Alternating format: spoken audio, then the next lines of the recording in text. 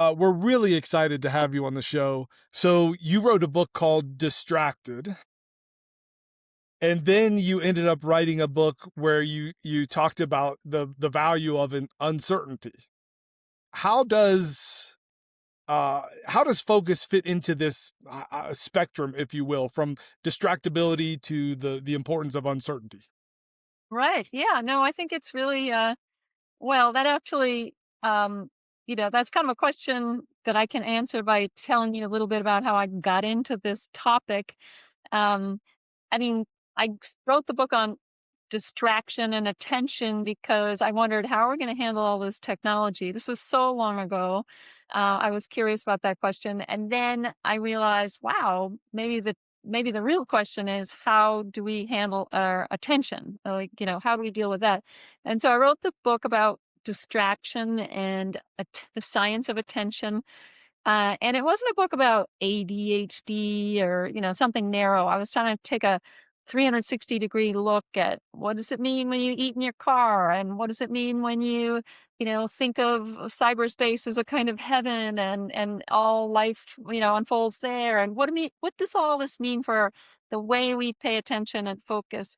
And then after I finished that book, I thought, well, when you have some focus, hopefully, although it's still incredibly a struggle, um, what do you do with it? What do we as human beings want to prioritize or value alongside attention? And then the thought came to me, well, thinking. You want to be able to think well. Focus is a vehicle so that you can then think about what you want to think about, and as however deeply as you want to.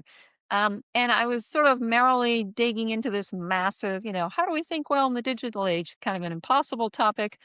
But then the first chapter was about uncertainty, because I really thought that was just something to get over before you got into Hmm. thinking well. And then I realized, wow, this is not only science, the new science of uncertainty in so many different disciplines is telling us that everything we think about uncertainty is kind of wrong. All those assumptions we make of it as being weak and linked to inertia and just bad for leaders or bad for everybody. That's very wrong. And so uncertainty, you know, has has is really an important thinking skill in itself. And the other thing is there's some overlap between these two ideas of focus. I mean, as I mentioned, focus is a vehicle. It's sort of, how you get to, um, for instance, focusing on the teacher and instead of what's outside the window. It's how you get to being highly aware of what's going on in the room, sort of attunement to what you get, it's like how you get to be an observer of the world and not disconnected from the world. And all of those issues or states of the world are very uncertain. So by being more focused, by being more attentive, you are opening yourself up to lots and lots of uncertainty. You don't have all the questions when you're open to the world and to what's going on around you and to what other people really are saying rather than just the point you want to make.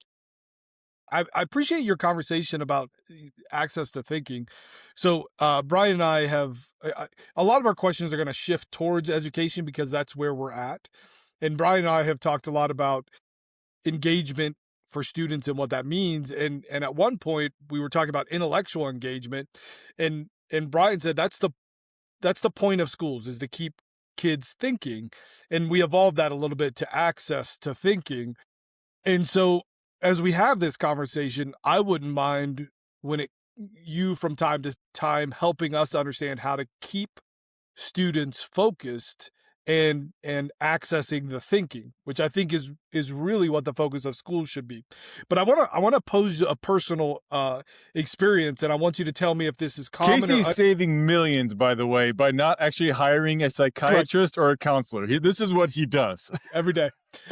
Um, So here's the thing. I am often made fun of because I cannot make it through a movie. I just cannot do it. To sit there for 90 minutes to 2 hours, and that's my thing. But the other day we made a discovery. So we like to build Legos. So we were sitting and building Legos and we had a movie on. Was It we. so my wife and I. Yeah. So we're sitting there and my littlest daughter too. That really sounds weird that it's just like I want to we Okay. have an 8-year-old and my wife and me, and we're building Legos together. I need that level of clarity, Right. so I won't be fully judged. All right. So, but as we're sitting there building and I'm putting stuff together, I have never like been more attentive to a movie in my life. I knew the plot, I knew what was happening, I knew the characters, I knew what was going on. Help me make sense of that. And are there any lessons we could learn for schools? Yeah. I mean, there's a fair about, well, first of all, focus. And that's just one type of attention. I was trying to kind of hint at that. There are three types of attention. One is focused, which is the spotlight of your mind. What do you want to put in the flashlight or the spotlight of your mind? And the second is awareness, which is kind of like wakefulness. I tell people when I give talks, you can be focused on me and be half asleep.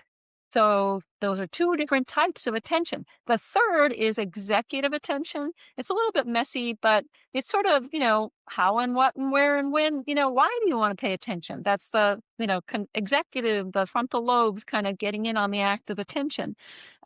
So one thing about focus is, one important point is it takes skill to be focused. You have to, it's like these are muscles. They're networks of brain regions that work together. And so it takes practice. And so maybe movies aren't the most important thing in your life. And so your brain is wired to think about what you're going to teach on Monday while you're watching a movie. And so, what you want, your goal is kind of impeding your attention. But if you really want to pay attention to movies and you just practice that little by little, you'll be able to. But the second point is split attention you're talking about. That's really a big topic. It's so interesting. But you can multitask, uh, you know, when you're doing something really, really low level. Like you can talk to your kid and stir the soup, or you can even chop vegetables and talk to your kid. You can pay attention to the TV and fold laundry.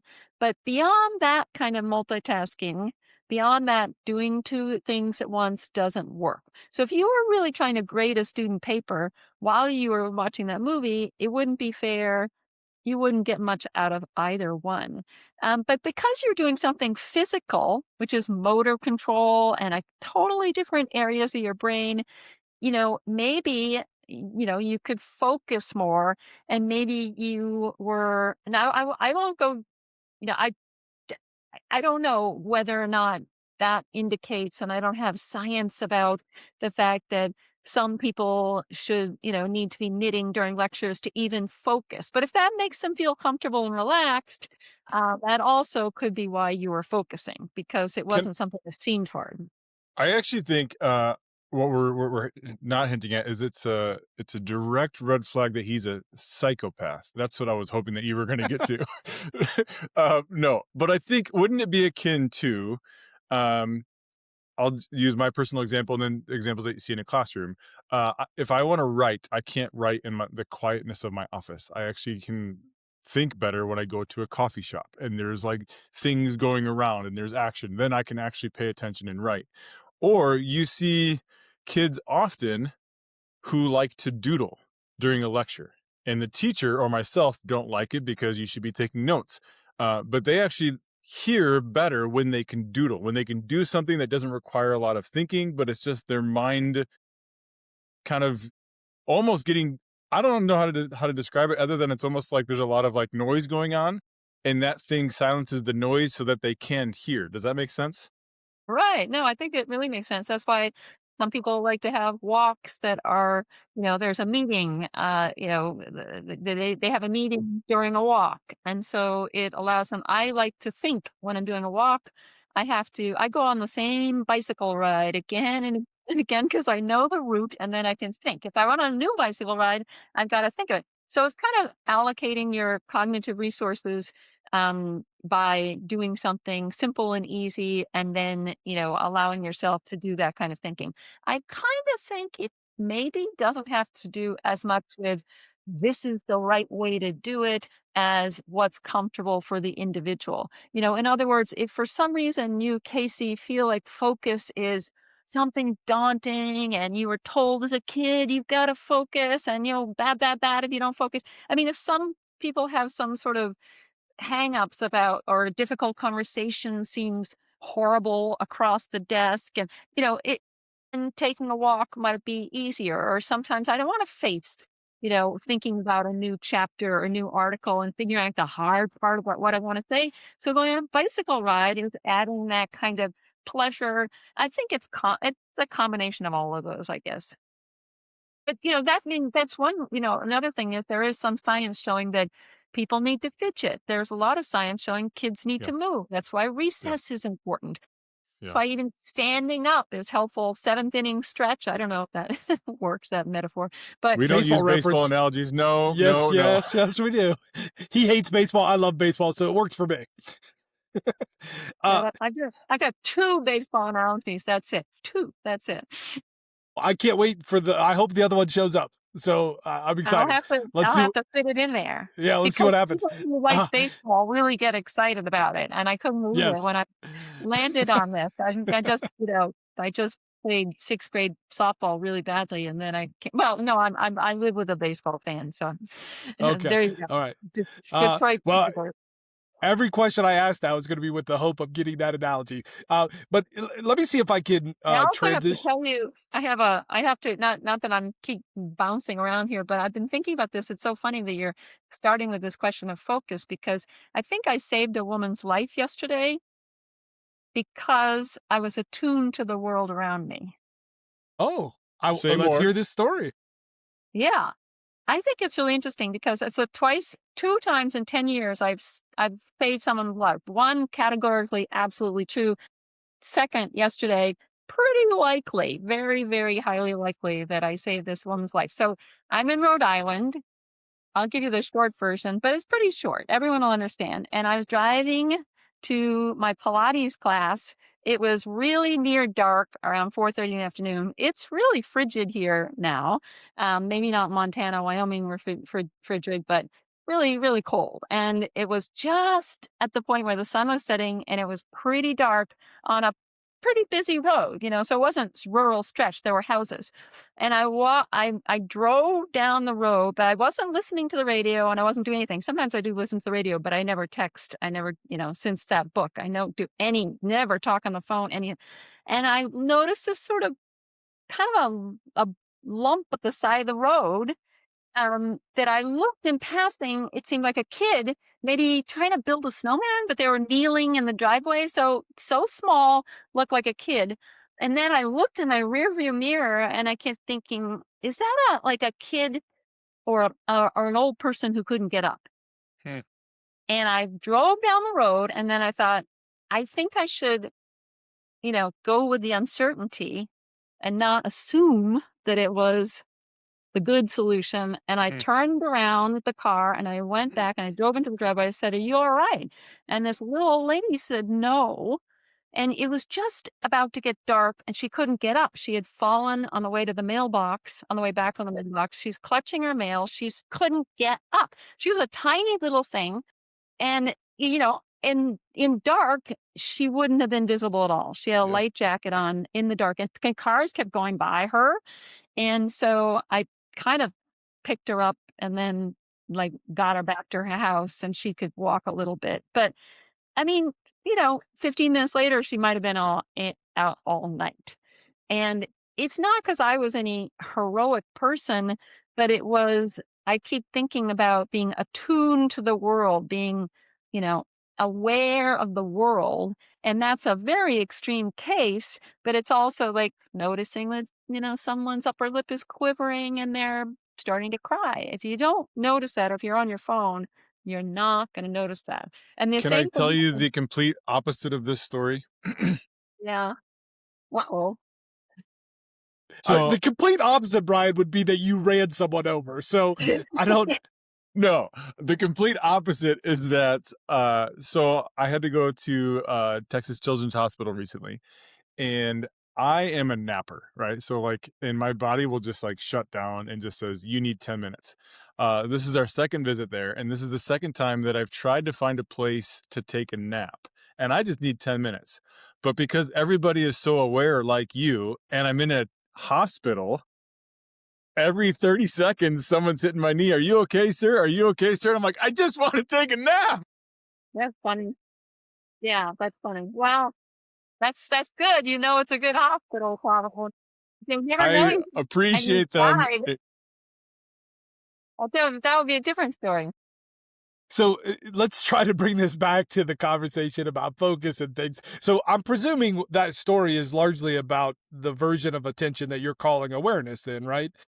And is that more of a choice to not be distracted, or is it more that is something that needs practice?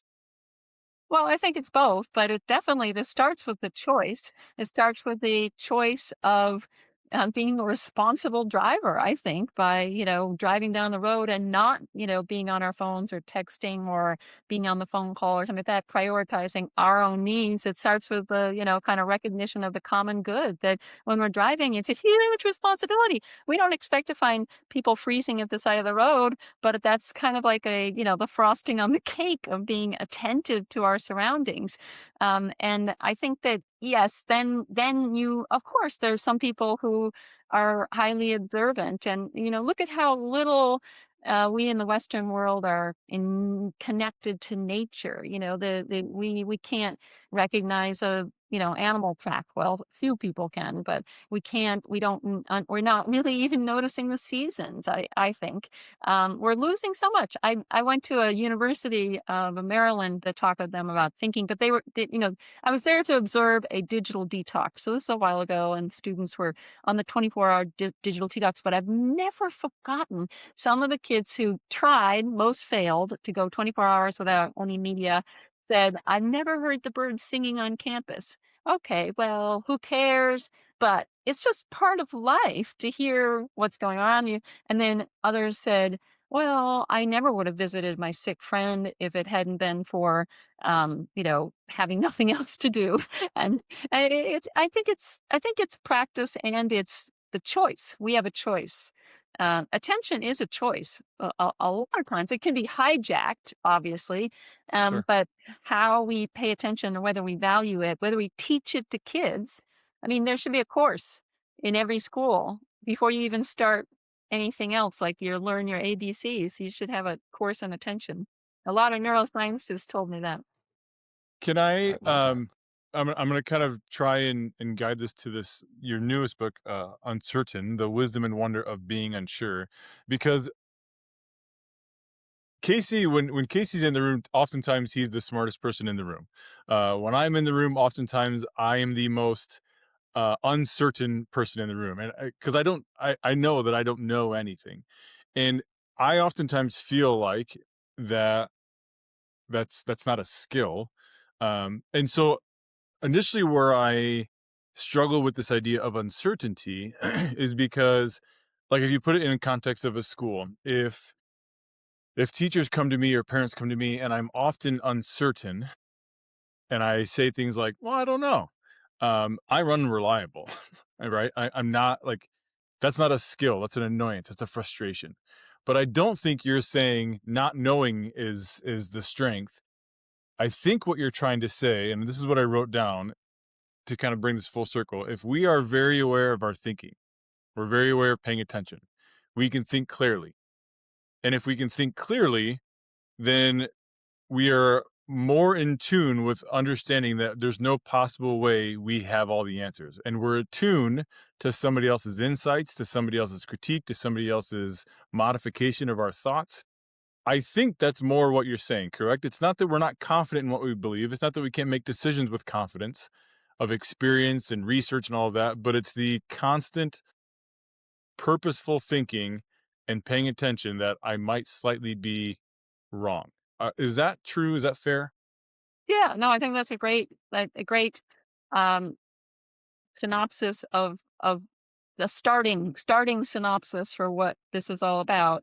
I think it's really important to say that there are two types of uncertainty. That's really important. We always talk about the uncertainty out there. Well, that's just the unpredictability, the randomness, the volatility, things we can't control. But then there's our unsureness. And so I'm mostly talking about in times with lots and lots of flux and change, like now, we need to like wield our uncertainty, see it as a tool in order to open up the space between question and answer. Because when things are new or surprising or complicated, why wouldn't we want to be unsure? Now, that doesn't mean you're forever unsure. That doesn't mean you're stuck in limbo, but it means you're taking a minute when things are most complex or surprising or ambiguous and considering it, which has to do with all the things you were talking about. And there are limits to it. We don't want to be unsure, anybody to be unsure about the roof over their heads or all that sort of thing. But, in it's basically now, why do we fear and hate uncertainty? Why do you kind of worry that people will, that you will be seen as a poor, ineffective leader if you say, I don't know too much? Well, it's because, first of all, humans dislike uncertainty because we need those answers. So it's actually, uncertainty triggers a kind of good stress where we feel uncomfortable, we have cortisol or heart rate. There's all sorts of stress symptoms that accompany uncertainty. But then you think, ooh, that's not where we want to go. That's making me feel uncomfortable. But actually, uncertainty is good stress. It's a kind of arousal. It's a stress system that's totally different from fear. When you're in fear, your brain shuts down, you can't think, you gotta just run. When you're uncertain, your working memory goes up, your attention is better. It's amazing. And so they're not the same thing. Uncertainty is like this form of helping you arise to the occasion. And then the last thing I'll say is that, I talk to so many executives and leaders and directors and all sorts of people. And of course, yes, the question is like, well, okay, maybe I'm now convinced that uncertainty is a really good thing. I should make room for it. Everybody expects me to answer fast and be certain and blah, blah, blah, blah. Teachers too. And, but at the same time, what I'm not saying, why by skill, part of that is not, you wouldn't want a doctor or a leader to say, I don't know. And then that's it. That's not what I'm talking about, as you can tell. The skill is partly involved in communicating the productive side of uncertainty. So, studies actually show that when somebody says, I don't know, a leader or manager or somebody says, I don't know, but I'm going to consult two other experts on this, or I don't know, but we're going to call a meeting tomorrow on this. That basically linking your uncertainty to potential, and that's actually very persuasive. Talking about all of this, I'm trying to fit this wisdom and knowledge into the context of our current culture, and Yeah, overwhelmingly, we don't applaud that person. We applaud the person who does kind of pound the podium with certainty. We applaud the person who speaks with finality. Like the one that I kind of always kind of see. I don't know how to say his middle name, but Neil, is it Degrassi or DeGrasse Tyson? Um, yeah, right, he yeah, speaks with such certainty all the time. And I'm not smart enough to know if he's right or wrong, but his certainty is almost what gives him the platform. So how do we combat that when we do applaud overwhelmingly the "I've got the answers, listen to me" sort of right, right. mantra? Yeah, well, I mean, first of all, we're not going to fix this in a day. For hundreds of years, Western culture particularly has prioritized speed and efficiency and getting it Yes. done efficiently, And and education does too. yes, exactly. That's why we're data centric and number driven and don't have time for thinking and daydreaming and parts of humanity. So I would say, well, first of all, I think the costs of this certainty are huge. We can see it all around us. We can see it in political, regimes around the world that take advantage of vulnerable people. We can see it in the rates, no matter what side of the political coin you're on, the rates of incivility and hate and etc. So we can see the costs of this certainty centricity that we've been putting on that pedestal for a long, long time. Well, how do we do it? I used to be a work family balance columnist. I was like one of the first in the United States to write about that. And I remember walking into my boss as I was writing about this work family stuff.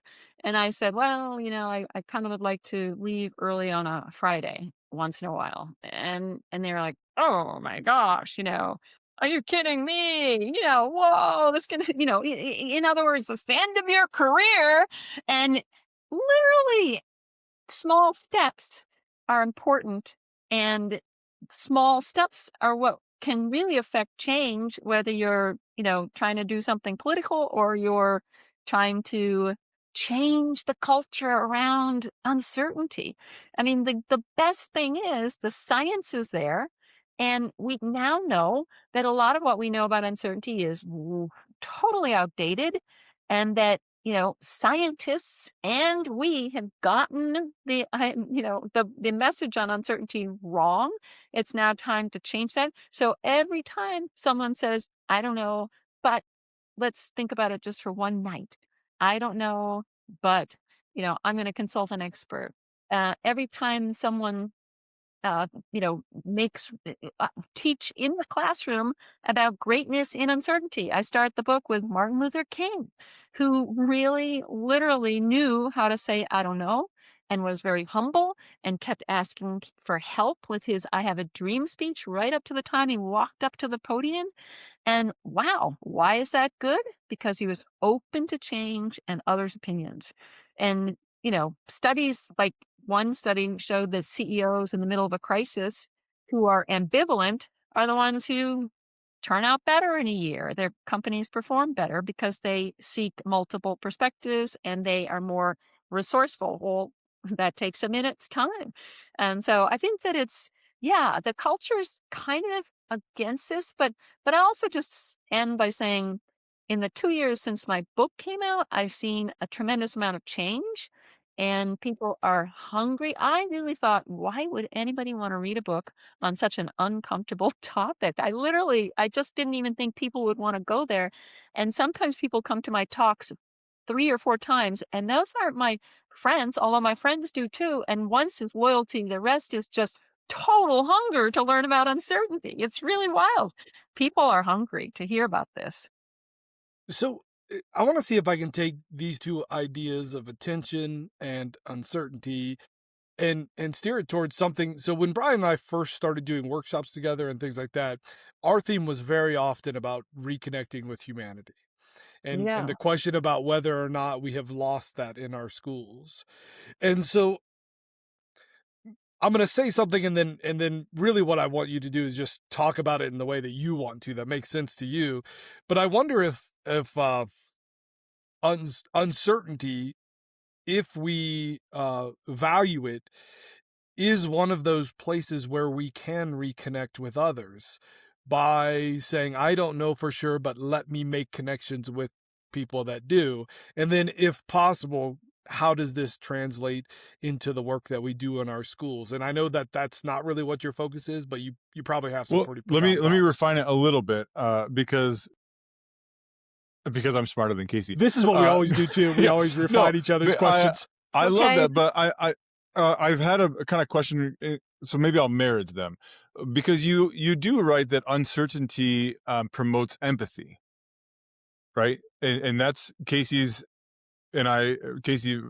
talks about it often about front loading with empathy in his classrooms and that kind of stuff. So maybe refine that. So the uncertainty that we have allows us to be empathetic, and that is that the catalyst to better connection with people?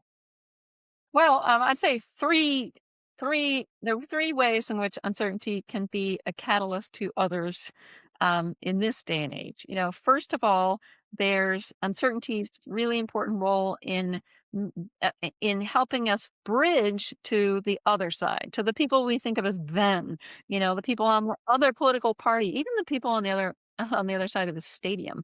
I mean, we categorize and stereotype even just by looking at someone's face. We instantly, in 170 milliseconds, I think it is, you look at a face and you decide whether they're part of your group or not.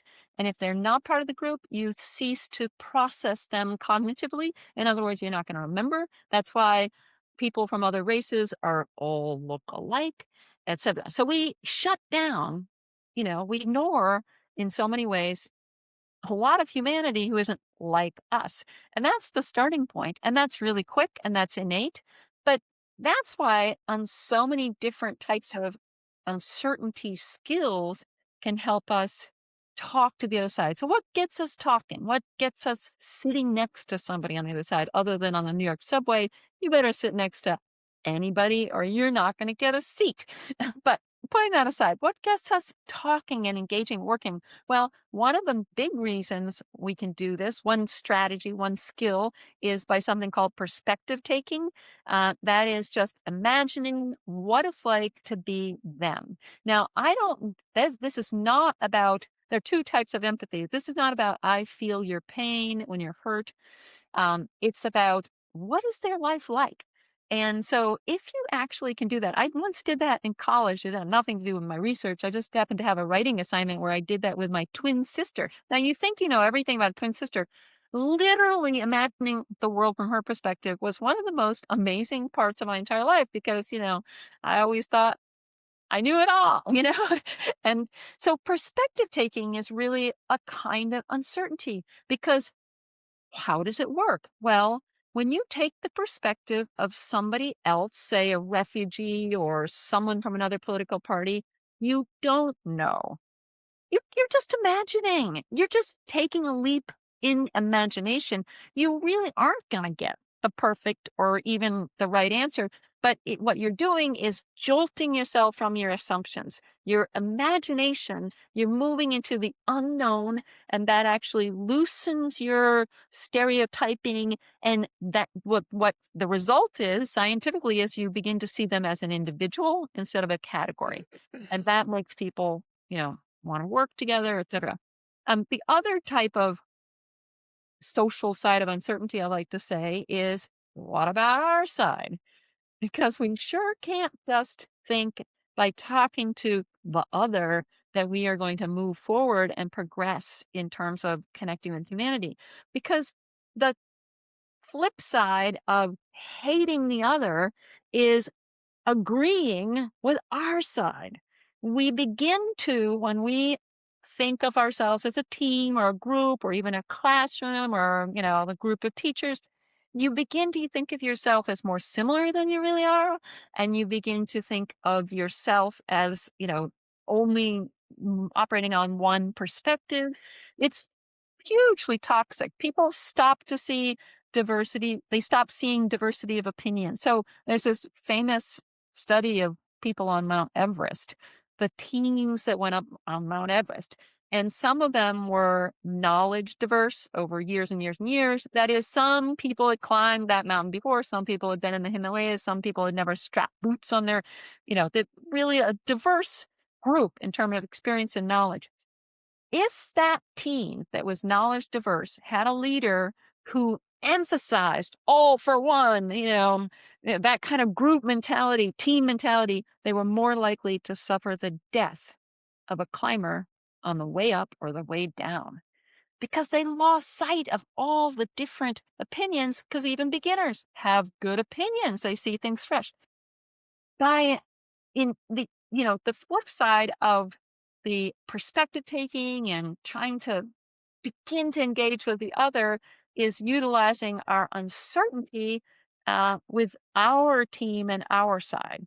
And we can do that by basically, the bottom line is, disagreeing. Keep that disagreement alive because when you disagree, studies show, and I did this great deep dive into the Mars rover team, put those robots on Mars, amazing, one of the most innovative teams in space history.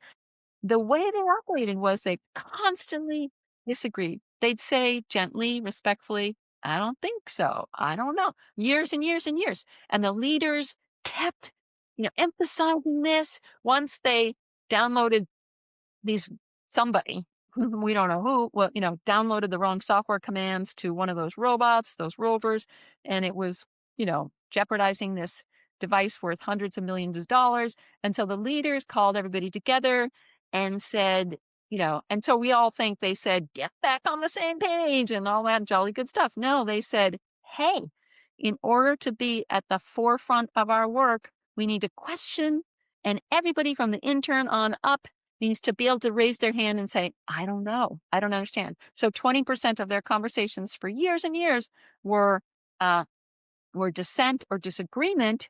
And mostly, and I'm sorry, no. Of the conversations were, let me see, 20% were, 20% were disagreement, and 100% of that slice of their conversation involved expressions of uncertainty. So they were saying, I don't think so. You're wrong, buddy. Let's get another perspective. But they said it in a way that opened up the conversation. So that's how we can, instigate uncertainty in our side. And those are really both, I think, the ways to connect with humanity again. You say uncertainty is a skill, and like any skill, unpracticed or unchallenged, it will either wither or just remain weak.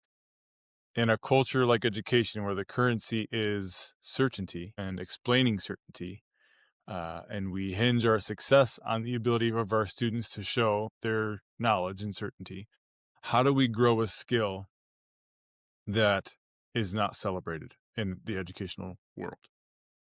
Well, I think by taking seeing uncertainty as not a kind of one monolithic, confusion or not knowing or being completely without answers. I think I talk about in my book eight different types of what I call uncertainty in action. So I mentioned daydreaming a couple times. The perspective taking that helps you see that other more clearly as an individual. Adaptive expertise. It's the best experts, like the surgeons, the best teachers, the best professionals are the people who are constantly, you know, taking time to consider their options and to, kind of widen and deepen the frame of their understanding.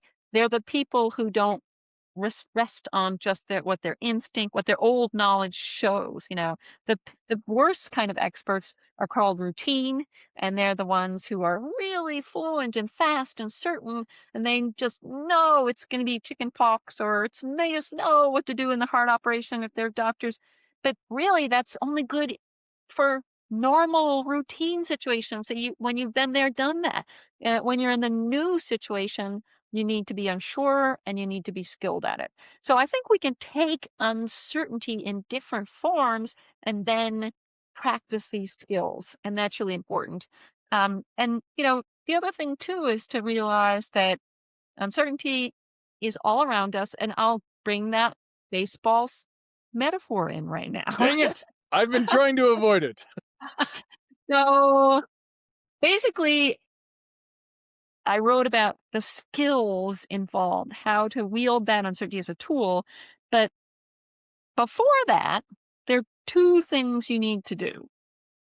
And they're both, in other words, how to set up your ability to be uncertain skillfully. So the first we talked about was good stress. Hey, realize that uneasy feeling, that kind of butterflies in your stomach, is your body and brain preparing you to ace that uncertain situation, whether it's the presentation from the class or asking your boss for a raise or what have you. That's the first. That's the setup.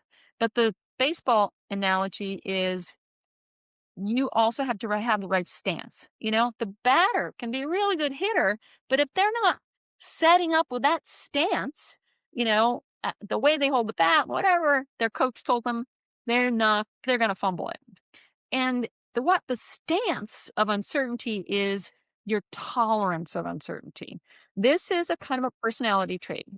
We can all be shy, more or less. You can be more or less agreeable, extroverted, all those sorts of things. Well, there's a new personality trait. Well, few decades old, called tolerance of uncertainty. We all sit somewhere on this spectrum of whether or not we see uncertainty as a threat, you can't tolerate it, or as a challenge. That's what it boils down to. People who tolerate uncertainty are flexible thinkers who like surprises and are, more willing to go to a country where they don't speak the language, and they're more tolerant of others and blah, blah, blah, blah. People who are intolerant of uncertainty, they are more rigid, black and white thinkers. They basically see knowledge as a kind of a rock that they're gonna hold and defend. And people who are tolerant, more open, see it as challenge, see knowledge as something that's like I like to consider it like a tapestry that's constantly strengthening by being changed, by being improved, one thread there, one thread here, all that sort of thing. So your stance is your tolerance of uncertainty. And the best news is, here to go with skill again, it's really radical. People are now psychologists and, all sorts of other businesses, all sorts of people are teaching people how to boost their tolerance of uncertainty just with simple daily practices. So what you're doing, if I'm afraid of spiders, I'm going to sit next to a plastic spider, and then I'm going to go to the zoo and look at a spider, and, I'm going to expose myself to spiderness. So gradually I learn that it's not the end of the world.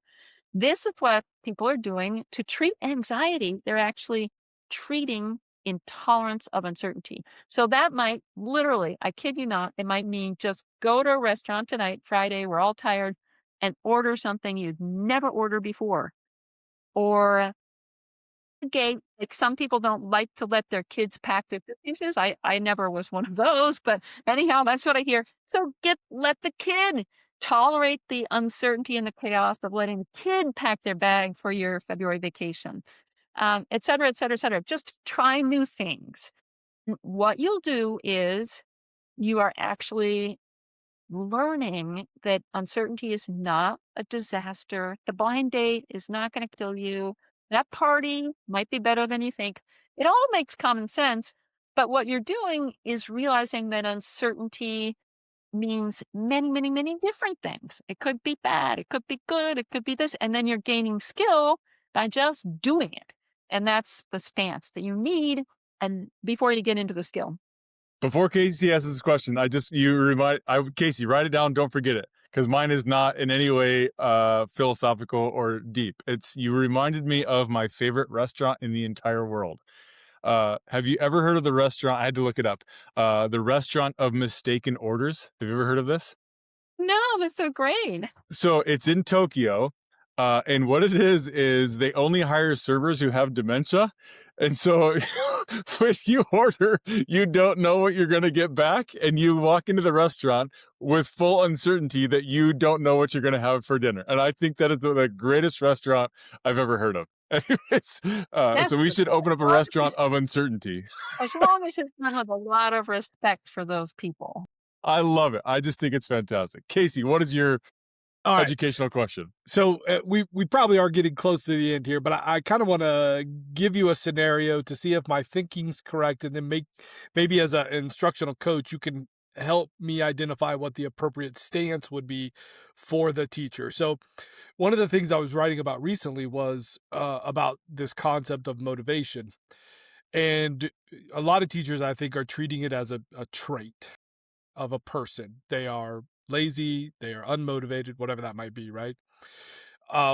What I am trying to argue, and has stemmed a lot from my conversations with Brian, is that really what's happening is that there are times and places within our educational system, within our instructional routines, where students are, for whatever reason, just no longer able to stay in the thinking. And those are two very different things, from a human character trait to this didn't work for them. But by labeling that kid, we provide certainty. That kid is unmotivated. I want to discourage that kind of thinking. So as a coach of these teachers, how can I help them, start to formulate a stance in which they'll be a little more tolerant of that if my perspective is accurate? Yeah, I think Well, and just common sense wise, I think that, um, you know, uncertainty means to be open ended. If we don't label, we stay away from those words like unmotivated or lazy or what have you, and look at behavior. That paper, lacked motivation, or that paper lacked drive. But at the same time, keeping the the person, keeping awareness of the person as a bundle of um, you know, personality states, if you will, instead of traits. So I think it's really important just to keep an open mind, and that's what uncertainty is. Not forever, after a certain amount of data points about a child who's struggling, or a child who's getting C's or getting D's, etc. Maybe, then it's time to kind of look deeper. But I think if we're keeping an open mind instead of, labeling them from the get go, then that allows people to change. I mean, that's one of the most important parts about even just perspective taking is if you're labeling someone as wrong or bad or, an enemy, etc., you basically are precluding their ability to change. And that's what we all want from one another, is the ability to change. I think that uncertainty is, I call it wisdom in motion. It doesn't mean that there will never be an answer, but it means that it's constantly open to change. So I think that's one way to treat anybody, much, students or others or peers or your family or what have you. I love that.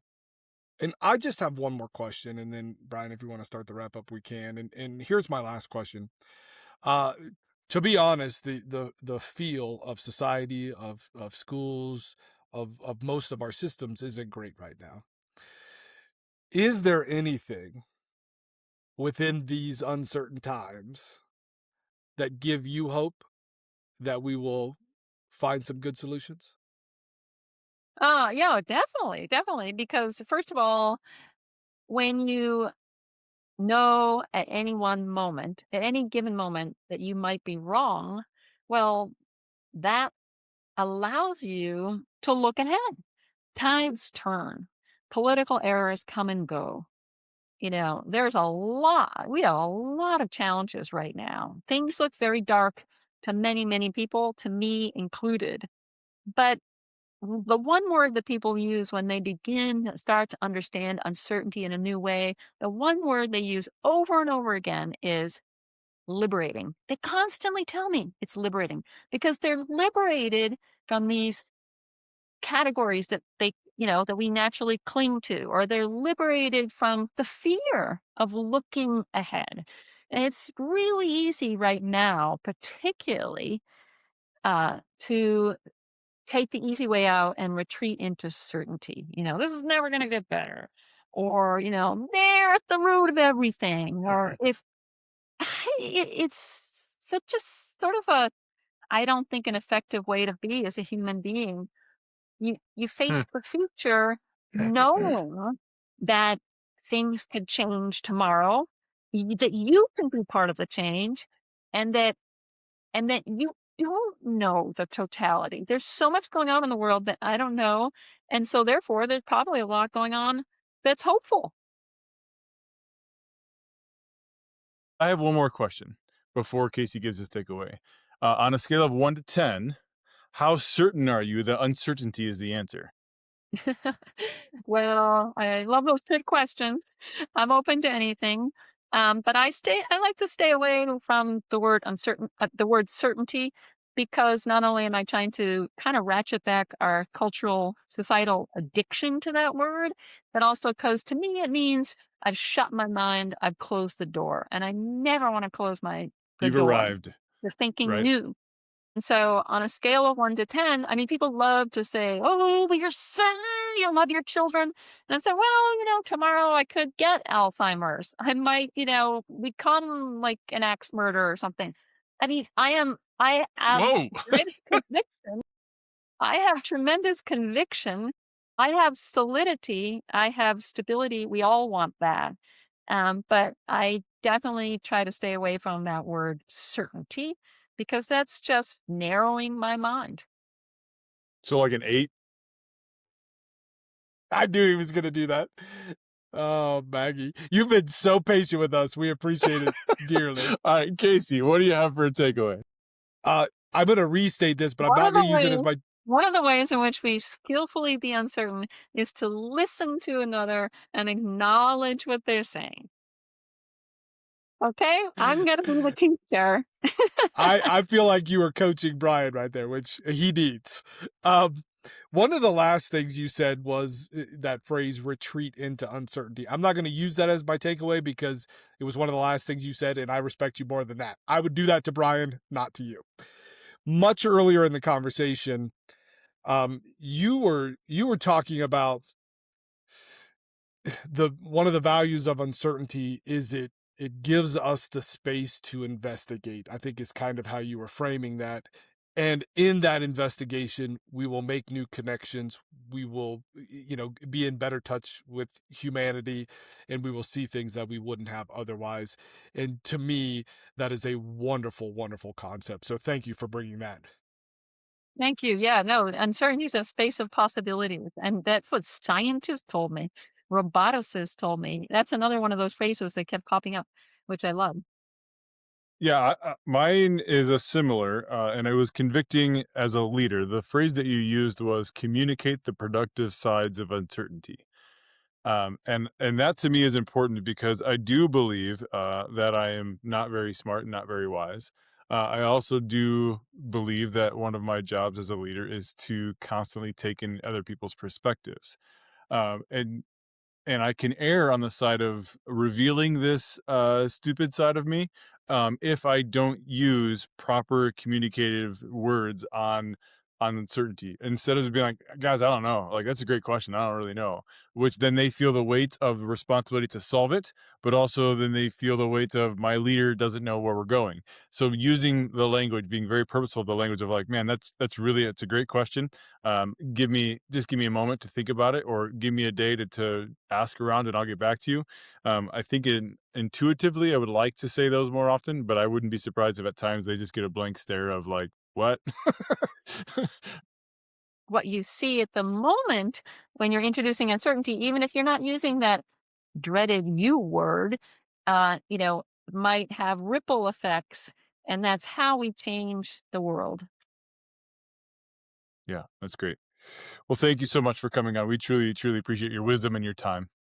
I enjoyed it, and I appreciate what you do, and I'm the daughter of 2 teachers, and I really appreciate what you do. Well, Thank you. Maggie, thank you so much. You talk to so many intellectual people, and then you put up with us a couple of goofballs. So we appreciate you spending an hour or so doing that. Would you like to share out ways that people might contact you or find more information about you and the work that you're doing? Yeah, they can, I have a website, and, you just Google Maggie Jackson uncertain or distracted. I now, will be pleased to put Maggie Jackson uncertain distracted on my gravestone and see what people think about that. Uh, but yeah, they can contact me through the website, and there's a lot of information, articles, things more to read more about it, and you can order the book anywhere, like Amazon, Bookshop, all those places. All right. Well, Maggie, thank you so much. And we'll also make sure we put that stuff in the show notes. So Thank it was an you. absolute pleasure. Thank you so much. Thank you, Thank you. Maggie. Yeah, good luck to you, and thanks for the invitation.